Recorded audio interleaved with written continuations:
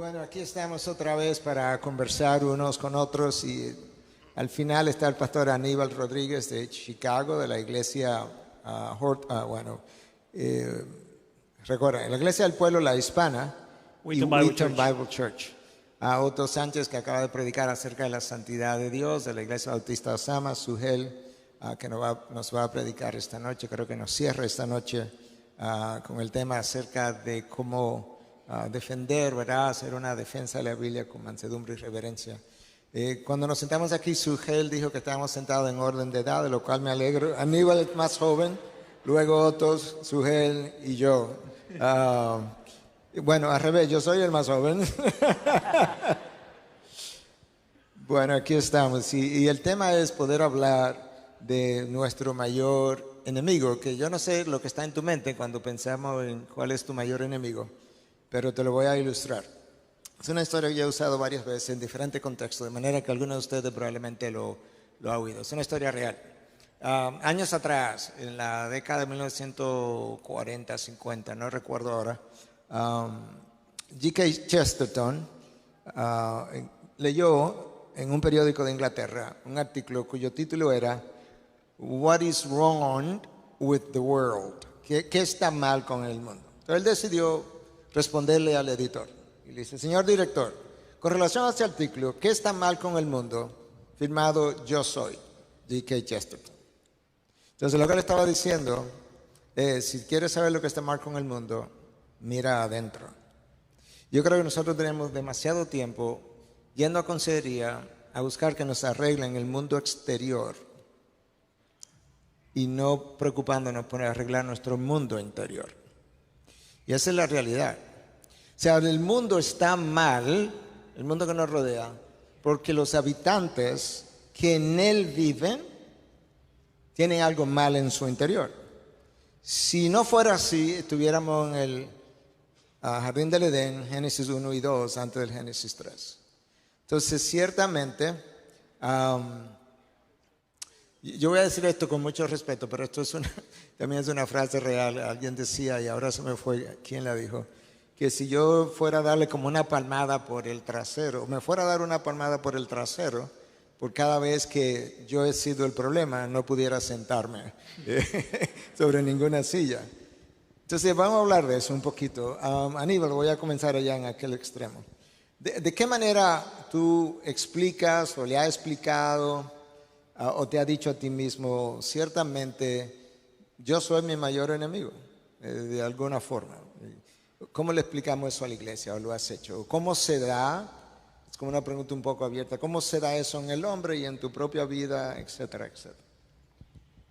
Déjame empezar con una historia, algo que el Señor utilizó al principio de mi ministerio para hablarme precisamente de eso. Estaba sentado con un amigo de la iglesia, yo siendo pastor, él siendo congregante, pero sentado con él y él estaba confesándome que acababa de cometer adulterio.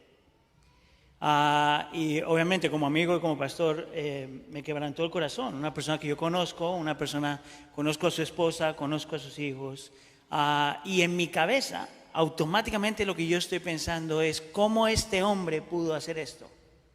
Es un hombre que ha caminado con el Señor, es un hombre que ha sido fiel al Señor, es un hombre que ama a su esposa, ama a sus hijos. ¿Cómo este hombre llegó hasta este lugar? Y en lo que estoy cuestionándolo al hombre en mi mente, hace cuenta como que el Señor puso esta impresión en mi corazón: tú puedes hacer lo mismo. Y en cuestión de segundos la narrativa cambió. Era como, él está haciendo eso, pero yo tengo el potencial de hacer eso. Cuando nosotros hablamos en teología de una depravación total, por lo general no estamos hablando de que somos la peor persona en el mundo. Lo que estamos diciendo es que tenemos el potencial de hacer cosas increíblemente malas. Que cuando la Biblia dice que todo lo malo sale del corazón y que el corazón es más perverso que cualquier otra cosa, ese versículo no está hablando simplemente del mundo caído, está hablando aún del pueblo redimido. La realidad es que nuestro corazón, que somos santos, todavía somos pecadores. Y eso me ha ayudado a mí a entender en el ministerio que mi peor enemigo realmente no es el mundo necesariamente. El mundo es mi enemigo, pero no es mi peor enemigo.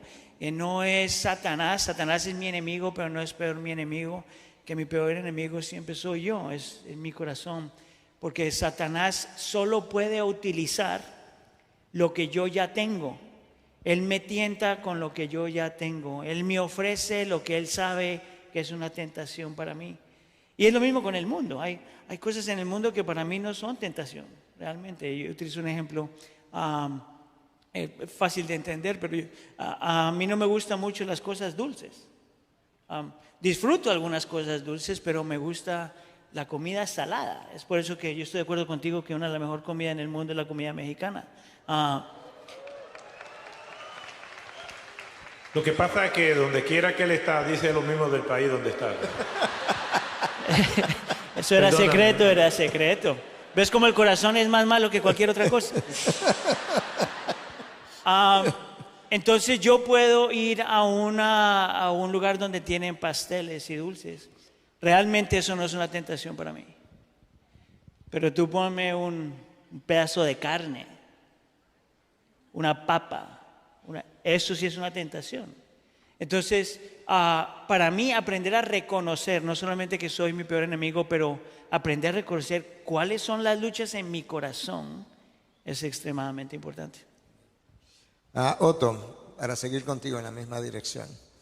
Pensando en el yo y cómo es mi peor enemigo, ¿qué te has dicho? ¿Qué le has dicho a tu congregación? Es como la misma pregunta. ¿Cómo tú nos ayudas a pensar en ese peor enemigo?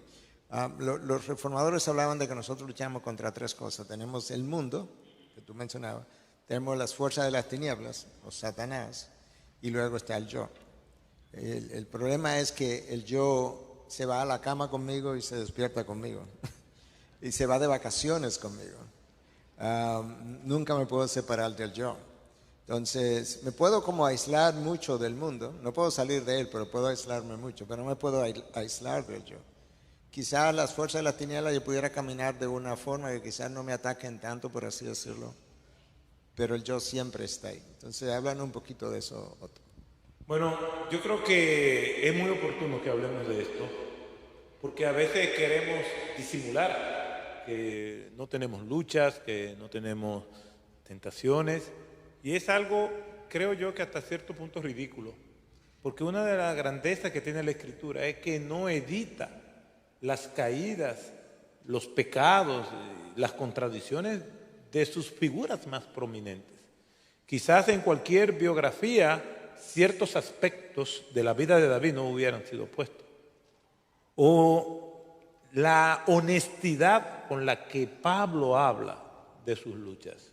Eso me da permiso a mí para yo no venir con una idea de que las personas piensen lo contrario. O sea, realmente creo que cuando hablamos de que nosotros mismos somos nuestros peores enemigos, tenemos de alguna manera u otra la oportunidad de darle esperanza a la gente, porque ve cómo Dios usa vasos de barro, y son las formas como Dios nos ve a nosotros, como vasos de barro que se agrietan, se rompen, que muchas veces tiene que rompernos varias veces el alfarero para darnos la forma. El apóstol Pablo nos dice, lo que yo quiero hacer, lo que de manera natural me sale, yo no lo hago, y eso es un ejercicio permanente. Y yo, una vez compartiendo en los desayunos que hacemos allá en IBCJ, le decía, mi peor enemigo lo llevo dentro. Y ya yo lo conozco muy bien, se llama Helio. Y como que me miraron. El primero que me miraste fuiste tú. Como quien dice, ¿quién es Helio? Para ir y fajarme con él, porque él me ama tanto. Entonces, ¿quién es Helio? Helio es egoísmo, lujuria, ira y orgullo. Y yo me acuesto con él y me levanto con él. Y la batalla es permanente. Yo me canso, pero él no se cansa. Yo pido tregua, pero él no me da tregua. Lo único que a Helio se le olvida es que Cristo camina conmigo, es que el Señor está conmigo como poderoso gigante y me defiende. Pero esa lucha es permanente y tengo como norma y es parte de mi estribillo permanente a la iglesia. Yo no hago lo que quiero, sino lo que es correcto. A veces no siempre sale así, pero por lo menos esa es la lucha que tengo de manera permanente y le pido a Dios que me siga dando ayuda. Y por eso creo que el hablarlo y tener la amistad que tenemos nos ayuda tanto, porque una confesión a tiempo puede prevenir una caída irreversible. Y yo doy gracias por la amistad que tenemos. Amén. Sujel, yo te he oído hablar de esto en otras ocasiones, no necesariamente desde un púlpito o desde, no el desarrollo de todo un mensaje o sermón, pero en conversaciones de pasillos o en un camerino, te he oído hablar de esto también. Y tú tendrás tus propias experiencias y conocimiento. Y comparte un poco con todos nosotros cómo tú ves esa lucha y el problema de ese yo que llevo dentro. Déjame conectar con lo que dijo Aníbal al principio. Santiago dice, cada uno es tentado cuando de su propia concupiscencia es atraído y seducido. Yo no sé cuántas veces yo he oído personas que dicen, fulano de tal saca lo peor de mí. Pero no olvides que eso que fulano o fulana saca de ti está en ti. Tú no necesitas a que esté esa persona ahí para sacar eso de ti, porque es que tú eres tentado cuando de tu propia concupiscencia eres atraído y seducido. Y una cosa que yo le he dicho a nuestra iglesia, y tal vez es eso a lo que te referías, Miguel, es que a veces yo de broma he dicho, la oveja, y no es de broma, es real, la oveja más difícil de nuestra iglesia, con la que el ministerio pastoral se me vuelve tan cuesta arriba, soy yo mismo, porque yo tengo que lidiar con esa oveja 24/7, como decía Otto ahora. Si yo tengo eso presente en mi mente, probablemente tendría menos problema con los demás, porque aunque nosotros sabemos que somos pecadores, aunque Cristo dice explícitamente, mira, saca la viga que está en tu ojo para que puedas tener la delicadeza necesaria y sacar la paja del ojo de tu hermano sin hacerle daño, aunque por experiencia sabemos que hay mucho pecado en nosotros, es increíble el sentimiento de superioridad con el que nosotros vamos por la vida y nos vamos ofendiendo porque sentimos que el otro es peor que yo. Mira, mi hermano, mi hermana, Pablo, el apóstol Pablo dice que Cristo vino al mundo a salvar a pecadores, de los cuales yo soy el primero. Tú tienes que pensar lo mismo y yo también. ¿Sabes por qué? Porque yo no conozco a todos los pecadores que me rodean como debería conocerlos, pero yo conozco mis pecados y yo sé lo horrible que son. Y yo sé que si no fuera por la gracia preservadora del Señor Jesucristo, yo no estaría en este lugar hablando de la gloria de su nombre. Hace rato que me habría apartado de la fe. Él me ha preservado, Él me ha guardado de caídas. Yo siempre he dicho que si Cristo fuera como yo, hace rato que yo me hubiera quitado la salvación y me hubiera mandado al infierno. Pero Él no es como yo. Y a pesar de conocerme, me ama. Pero qué raro que nosotros, conociéndonos, somos tan incapaces de amar a los otros por sus supuestas grandes faltas que tienen, en vez de verme yo en ese espejo. Bueno, uno de los problemas que el yo tiene en cada uno de nosotros es una autoceguera para vernos a nosotros mismos muchas veces. Entonces condenamos en otro cosas que muchas veces nosotros mismos hacemos. Y esto es un ejemplo, una historia real. La persona que comentó esta historia es altamente conocido por todos nosotros. Yo voy a dejar su nombre en el anonimato porque él lo ha dicho públicamente, la ha contado. Pero yo no sé si él quisiera que otro la contara, pero esta es la historia. En un momento dado parece que estaba teniendo problemas con su matrimonio, años atrás. muchos años atrás. Debe tener mi edad o algo más. Y entonces le dice él a la esposa, mira, oye una cosa, el 95% de las mujeres de la iglesia quisieran estar casados como un hombre como yo. Y le dice la esposa, sí, yo estoy en el 5%.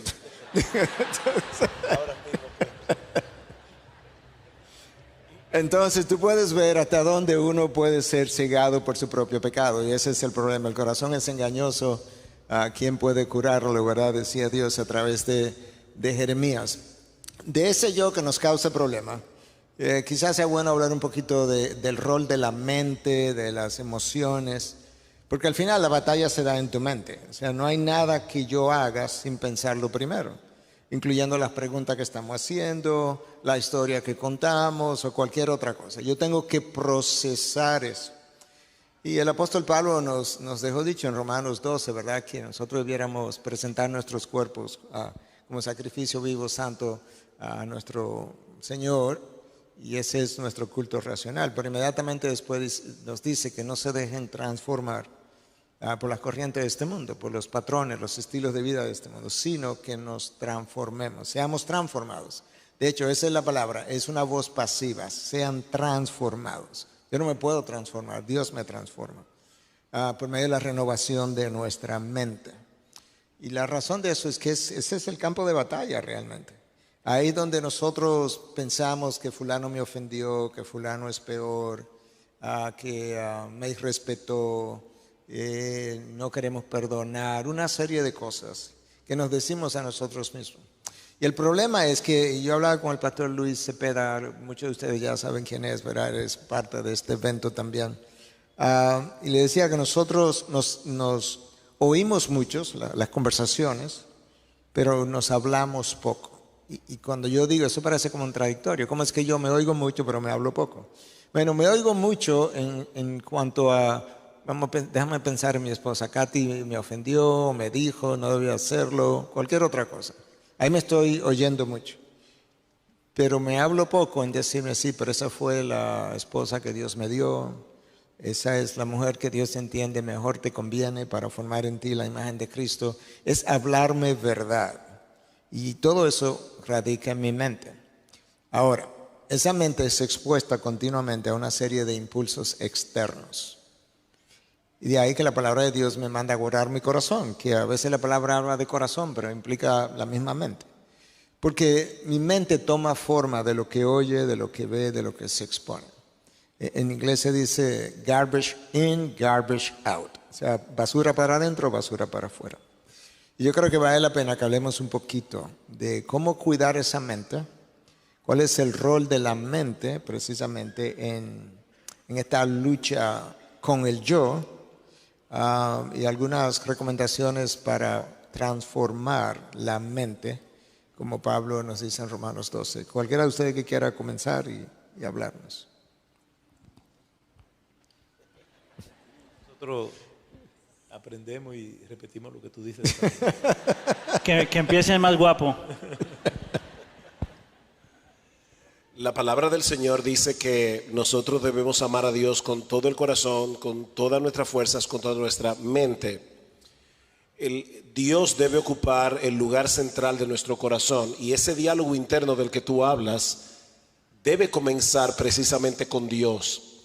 Es muy famosa la manera como Calvino comienza sus famosas instituciones de la religión cristiana, porque él dice que la verdadera sabiduría, que se puede llamar sabiduría, consiste en dos cosas: en conocer a Dios y en conocerte a ti mismo. Pero él lo dice en el sentido de que cuando tú conoces a Dios, tienes una correcta perspectiva acerca de ti mismo. Porque el problema es que en nuestro diálogo interno, nosotros somos nuestros héroes. Nosotros vivimos hablándonos de lo maravilloso que somos. Vivimos recreando en nuestra mente lo que hicimos bien. Cuando yo miro a Dios y tengo mi mente centrada en Dios, tengo una clara perspectiva de lo limitado que soy, de lo débil que soy, de lo pecaminoso que soy. Y en ese diálogo interno, como tú decías, cuando tienes un conflicto con alguien y comienzas a recrear en tu mente lo que pasó, y entonces dices, wow, qué injusta fue esta persona y qué orgulloso fue y mira cómo me maltrató. Yo no estoy teniendo un diálogo interno correcto. Porque si yo miro primeramente a Dios, voy a decir, ¿sabes qué? Si bien es cierto que tal vez esa persona me maltrató, y si bien es cierto que tal vez esa persona en este momento me está juzgando mal, lo cierto es que yo soy 1000 veces peor de lo que esa persona cree de mí. Y yo lo veo cuando miro primero a Dios. Así que en ese diálogo interno es más importante lo que tú piensas acerca de Dios y luego entonces lo que tú piensas acerca de ti. No lo olvides nunca, porque entonces vas a creer que tú eres una fantástica persona que en realidad tú no eres. Y eso te va a traer un montón de problemas. Quien no le da mente a este tema lo va a lamentar muy fuerte. Y realmente nosotros tenemos que estar conscientes de quiénes somos en Cristo. Yo creo que pensar en nuestra identidad en Cristo, en quien yo soy, me va a ayudar a poder procesar los estímulos que recibo. ¿Por qué? Porque si yo sé que soy un hijo de Dios, yo tengo que comportarme como tal, tengo la mente de Cristo. El doctor Martin Lloyd Jones decía que el alma humana estaba compuesta por mente, corazón y voluntad. Yo recibo estímulos constantemente, pero estos estímulos yo tengo que procesarlo en mi mente, yo tengo que ver cómo eso está de acuerdo a lo que es la normativa de Dios. Por eso el Evangelio no es tanto sentirlo, sino entenderlo y vivirlo.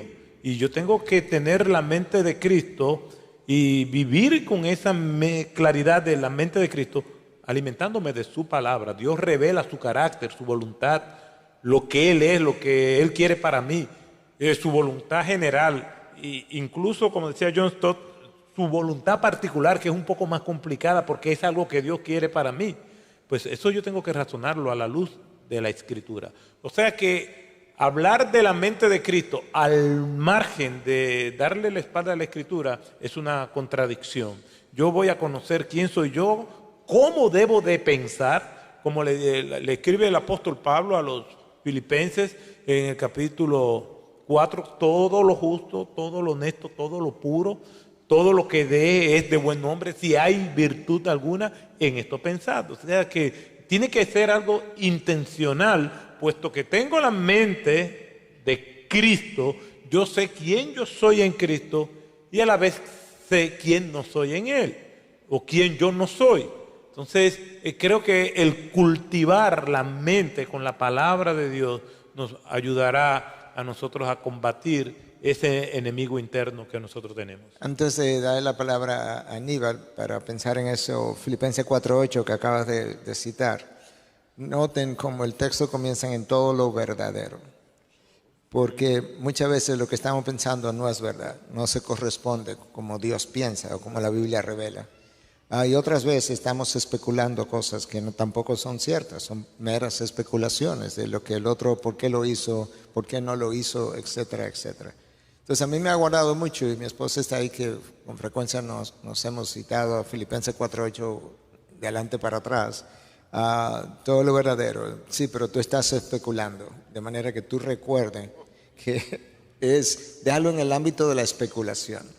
Porque si no lo sabes a ciencia cierta, no necesariamente es verdad. Y yo creo que eso es importante. Y hablando de lo, como tú comenzabas, Suel, citando a Calvino, no para contradecir en lo más mínimo, pero Calvino decía ahí mismo, primero tiene que ascender a ver a Dios y luego tiene que descender para entonces verte a ti. Y ahí está donde está la verdadera sabiduría. De ahí que conocer a Dios es capital. Es como la cosa más importante. Es como que Adán y Eva, cuando se despegaron de Dios, le apagaron el switch, se le fue la luz y ahora no podían ver a Dios como ellos le conocieron. Impresionante, porque ahora todo estaba manchado por el pecado. Aníbal, la mente, la lucha en la mente, el rol, cómo me ayuda, cómo me desayuda, cómo la conquisto, cualquiera de esas cosas. Tomando lo que estabas hablando de Martin Lloyd Jones, haciendo esta conexión entre la mente, el corazón y la voluntad. Y haciendo una conexión lo que estabas haciendo en referencia a Génesis capítulo 3 con la caída. Es bien interesante que es casi un patrón que encontramos en la Escritura. Es por eso que hay tantas referencias acerca de poner la mente en las cosas de arriba, el saber pensar realmente, bíblicamente. De la forma que por ejemplo, yo lo he aprendido, yo lo explico, es lo que está transformando tu mente, influencia tu corazón. Y lo que influencia tu corazón termina influenciando tu voluntad. Lo que tienes en la mente mueve tus afectos. Y lo que abrazan tus afectos influencian tu voluntad. Entonces es muy difícil para alguien realmente vivir en santidad, querer vivir en santidad, poder aún ver, reconocer el pecado a la luz de quién es Dios y la que la Escritura dice, a menos de que la mente esté siendo renovada. Es parte de lo que yo voy a hablar mañana en mi plenaria, pero la idea de nosotros aprender a pensar bíblicamente tiene consecuencias trascendentales en realidad, porque lo que está aquí afecta a nuestro corazón realmente. Es imposible desde el punto de vista realmente esperar que nuestra voluntad se someta a Dios si no empieza con la cabeza. Es imposible realmente amar al Señor por encima de todas las cosas si no empieza con la cabeza. Que es bien interesante que cuando nosotros hablamos de amar al Señor con la cabeza, con la mente, como que no tiene sentido. Porque por lo menos en nuestra cultura y en este tiempo nosotros amamos al Señor con las emociones. Yo quisiera argumentar que las emociones se tienen que someter a las realidades objetivas de quien Dios es. Y si tenemos esa realidad objetiva en nuestra mente, entonces vamos a poder amar al Señor realmente con nuestras emociones y también con nuestra voluntad. No hay forma de hacerlo de otra forma diferente. Bueno, afirmando eso, Pablo le escribe a los Corintios y les dice que tenemos que someter todo pensamiento que se levanta contra el conocimiento de Dios, someterlo a los pies de Cristo. Entonces mis emociones forman parte de esos pensamientos que yo tengo que someter a los pies de Cristo en su señorío. Y el mismo apóstol Pablo decía que él no corría dando golpes al aire, sino que él fijaba sus ojos en la meta y disciplinaba su cuerpo. Él dice, yo golpeo mi cuerpo, de una forma de decirlo, disciplino. Porque ese es uno de los problemas. La carne no es regenerada al momento que yo nazco de nuevo. La carne no puede ser moralizada, no puede ser educada. Lo único que la carne puede ser es disciplinada. O sea, hay que disciplinarla sometiendo mis pensamientos hasta que luego, de ahí la frase de Pablo, ay de mí, ¿quién me librará de este cuerpo de muerte? Hasta que finalmente sea glorificado ese cuerpo y entonces será completamente diferente. Bueno, yo creo que hablemos un poquito de las emociones ahora, porque aunque ya introdujiste el tema, pero yo creo que es importante. Las emociones, los placeres. C.S. Lewis es famoso en su libro, ¿verdad?, de las cartas a ¿cómo se llama? El diablo a su sobrino. El diablo a su sobrino, donde él habla de que el diablo es el demonio experto, aconsejando al sobrino novato. Y entonces le dice que con relación a las emociones, los placeres nuestros, le dice, el problema es que tiene que entender que no hay un solo placer nuevo que nosotros, el infierno, haya inventado, sino que el enemigo, que ese es Dios, el enemigo es Dios para Satanás, el enemigo creó todos los placeres. Lo que tú tienes que hacer con nosotros seríamos como el cliente. El cliente que tenemos que atacar es convencerlo de que use esos placeres en formas ilícitas o en cantidades desmedidas. Y ahí está. Porque ciertamente si nosotros tenemos la capacidad de experimentar placer, lo creó nuestro Creador como una bendición de ser hecho a la imagen de Dios. El problema es que el pecado me convence después que yo puedo hacer uso de ese placer de una manera ilegítima o lo puedo hacer en cantidades desmedidas.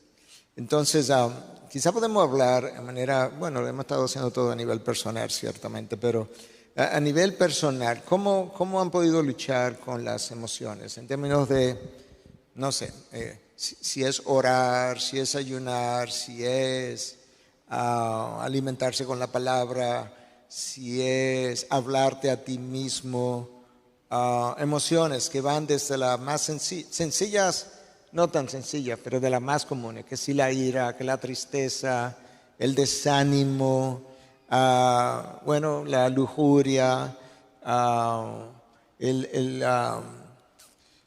el orgullo en un sentido puede ser o sea, las emociones que el orgullo despierta de sentirme superior, una gama de cosas que nosotros experimentamos y que nos causan problemas y tropiezos y nos hacen caer.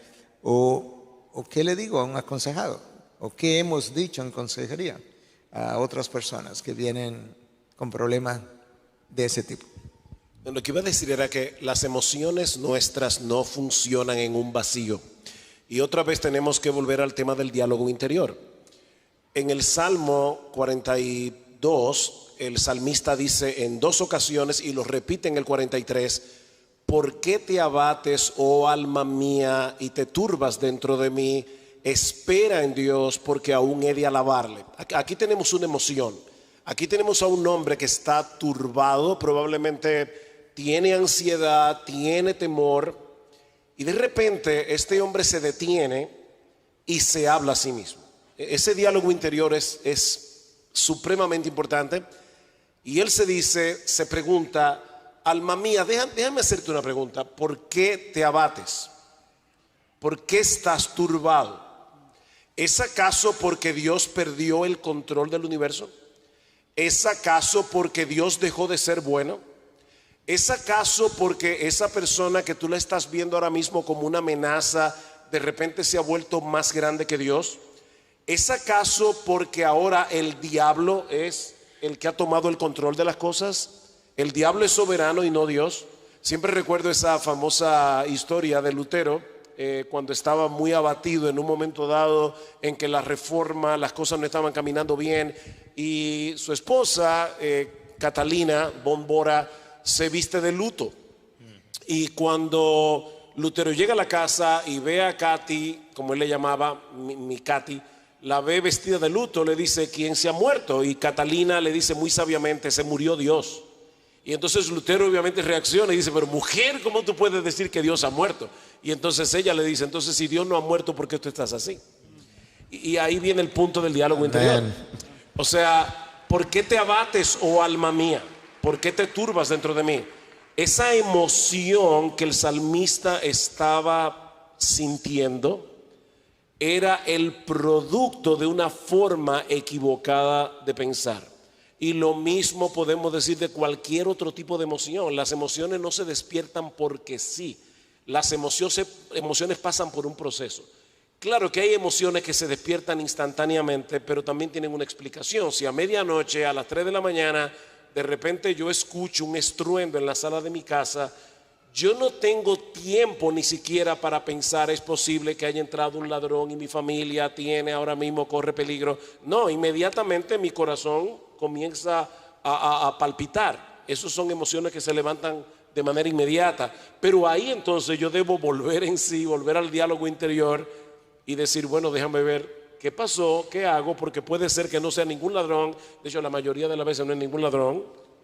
Y yo me estoy atormentando por algo que no es verdadero. Aquí de nuevo conecta Filipenses capítulo 4. Eso no es real, no es verdadero. Y si mañana entonces, o sea, yo comienzo a tener un diálogo donde yo creo una catástrofe en mi mente.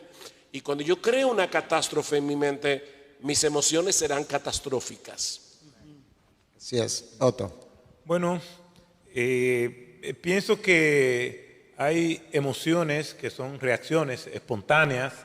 Si de repente vienen hombres armados acá y dice, ¿cuáles son los pastores principales que lo vamos a...? Yo digo, Otto. Te me adelantaste.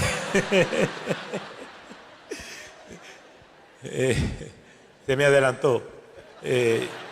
Yo iba a decir, ellos. Yo sabía para dónde tú ibas, pero Sugel es más sagaz. Es más sagaz. Y hay emociones así, que son repentinas, que son reacciones, y hay emociones que nosotros acariciamos, que nos generan placer. Normalmente nosotros le damos apertura a todo aquello que gratifica nuestros sentidos.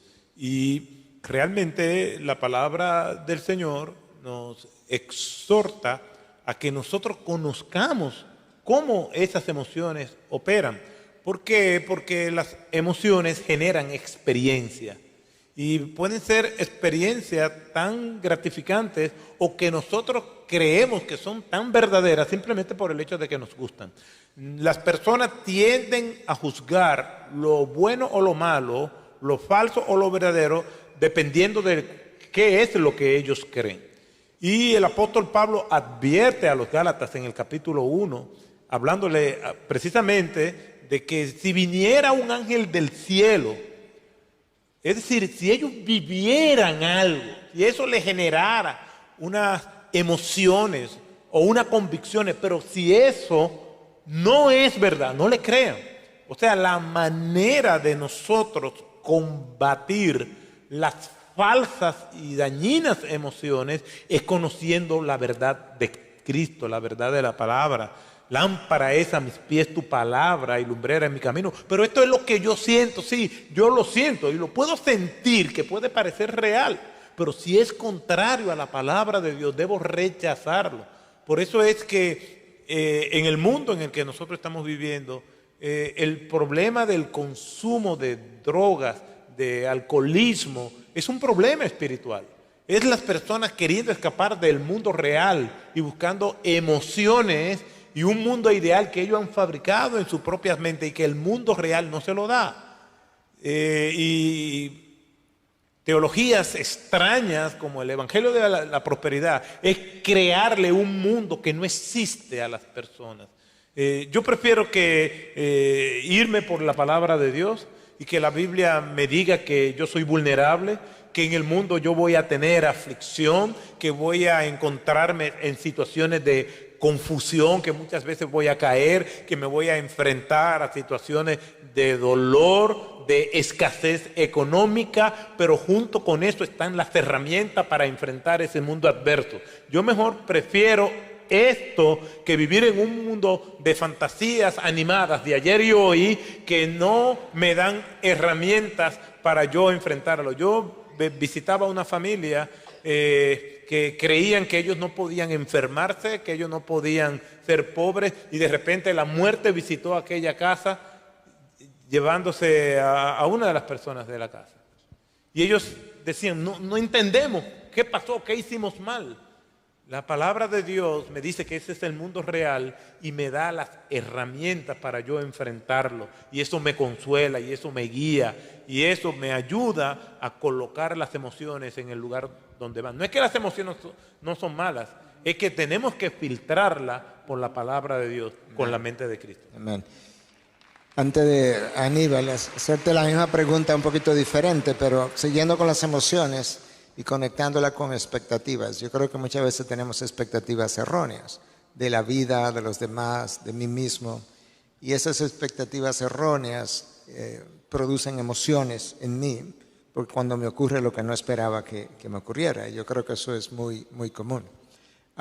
Sujel, tú mencionabas, para conectar algo, tú decías, sí, ya al cierre de tu participación, que si creo algo en mi mente, terminó siendo eso, que si creo una catástrofe, si creo una catástrofe en mi mente, termino pensando, convierto la situación en algo catastrófico. Alguien decía, no drama, no trauma.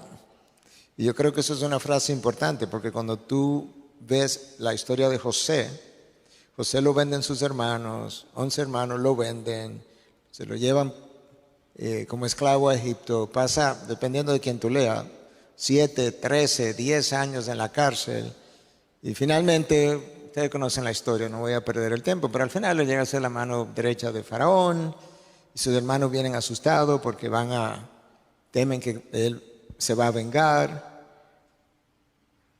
y mira lo que José dice, no, tranquilo, es que ustedes no fueron los que me enviaron aquí, fue Dios.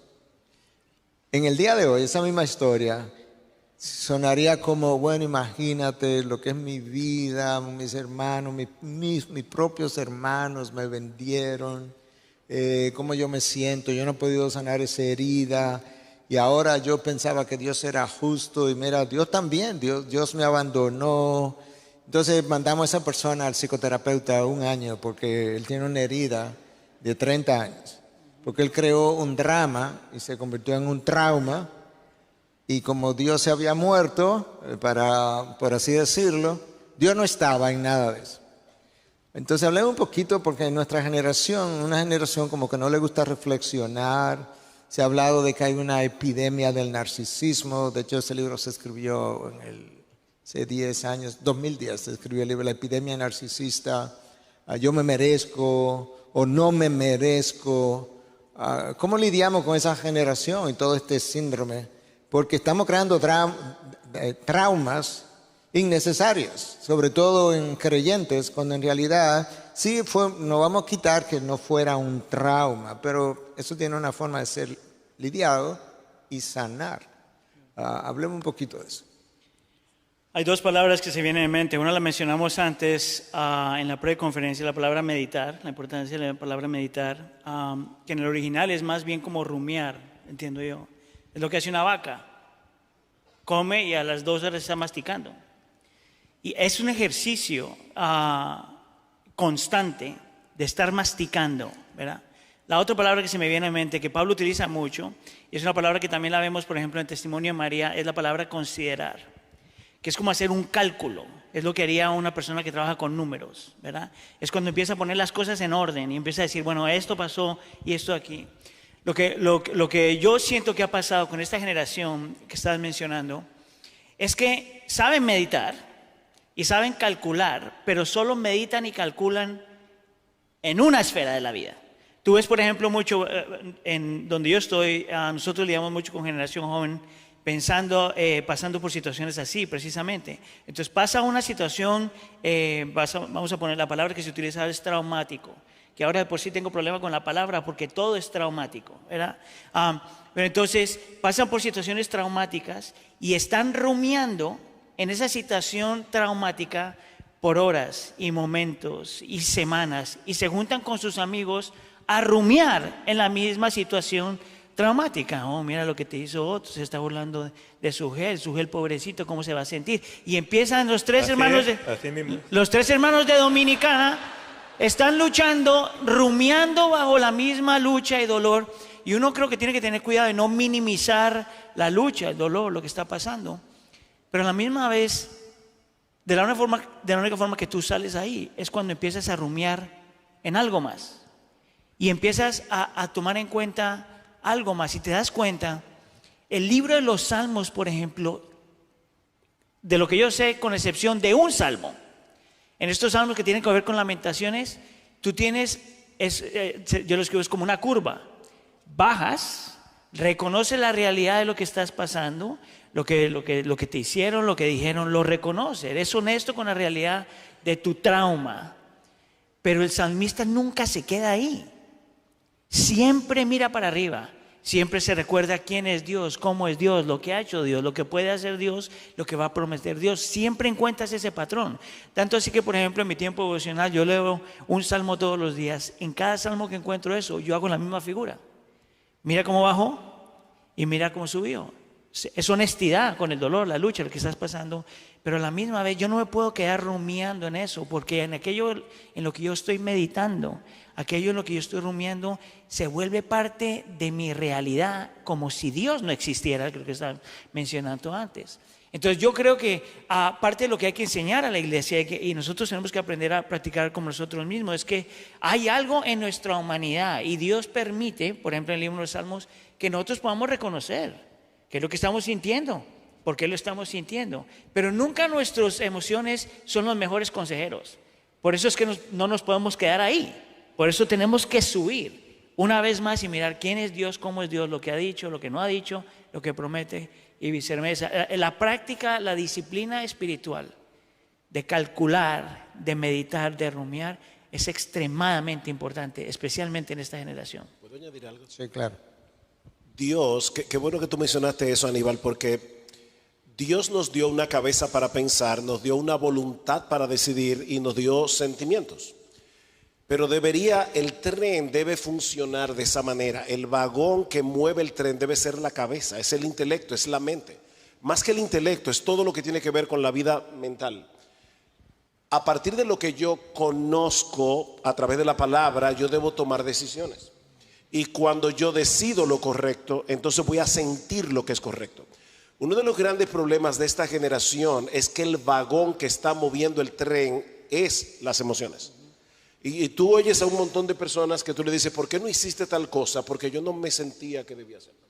O yo no soy un hipócrita. Hay personas que creen que actuar en contra de tus emociones es hipocresía. No, no, no. Mi hermano, si tú obedeces a Dios, aún en contra de lo que estás sintiendo en ese momento, eso no es hipocresía, eso es obediencia. Yo no tengo deseos de ir a la iglesia. ¿Qué hago? Ve a la iglesia. Sin sentimiento, y pídele al Señor en el camino que te ayude y alinee su sentimiento con su gloria, y pídele perdón. Señor, perdóname porque yo no tengo deseos de ir a la iglesia, pero ¿sabes qué? Tú dices que yo no debo dejar de congregarme como algunos tienen por costumbre, así que yo voy a ir a la iglesia, y ayúdame tú en el camino a sentir lo correcto. Pero la razón, me fui por otro lado yo. La razón por la que te pedí esta adendum aquí es porque me acordé de Pablo en 2 Corintios 11 y 12. Pablo tiene todo un currículum de sufrimiento en 2 Corintios 11. Yo no creo que nadie aquí haya sufrido ni la 10ª parte de lo que Pablo describe aquí. No quiero leer el texto porque es largo, pero si lo lees en casa te vas a dar cuenta que la palabra peligro, peligro, peligro, peligro aparece unas 12 veces en el texto. Pablo tenía un aguijón en su carne. O sea, encima de todo lo malo que le habían hecho, Pablo tenía un aguijón en su carne. Pablo le pide al Señor que se lo quite. El Señor le dice, bástate mi gracia, mi poder se perfecciona en la debilidad. Y aquí está la forma correcta de pensar. Versículo 10. Por eso me complazco en las debilidades.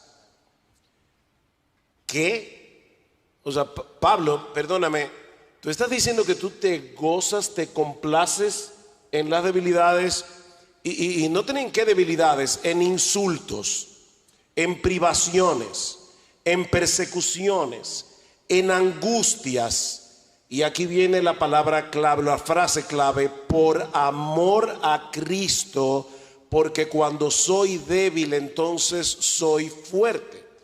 Pablo está diciendo todos esos dramas que a algunas personas les producen traumas, yo me complazco en esas cosas porque Dios las está usando para hacerme ver lo débil que soy, y al final de cuentas el poder de Dios se está perfeccionando en mi debilidad. Y como yo amo a Cristo, yo quiero que sea Cristo el que sea glorificado y no yo. Entonces, por amor a Cristo es que yo me complazco en las debilidades, porque yo quiero que Cristo brille, yo creo que Cristo sea exaltado. Y cuando la gente me vea, no piense en el gran apóstol Pablo, sino que piense en el gran Cristo que el débil Pablo predicaba.